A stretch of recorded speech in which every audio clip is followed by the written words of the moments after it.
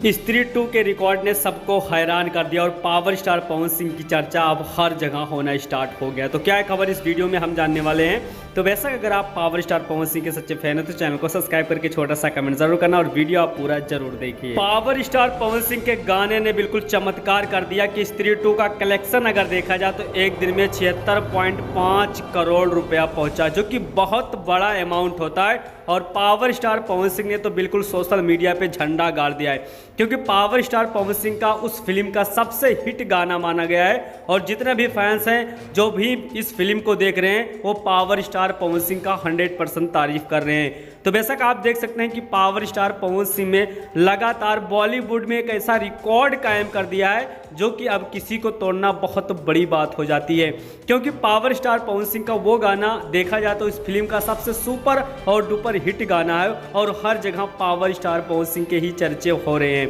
तो बेशक आप समझ सकते हैं कि पहले दिन की कमाई ने इतना बड़ा रिकॉर्ड खड़ा कर दिया है कि हर कोई इस बारे में सोच रहा है। और दूसरी सबसे बड़ी अपडेट है कि खेसारी लाल यादव इवेंट करने के बाद भी अपने गाने को नहीं चला पाया और उनका गाना 100% फ्लॉप हो गया। मतलब विवाद के बाद भी देखा जाए तो गाना फ्लॉप हो चुका है। तो वैसे किस पे आपका क्या राय चल रहा है कमेंट बॉक्स में कमेंट जरूर करिए और 25 तारीख को पवन सिंह 100% जवाब देंगे। तो वैसा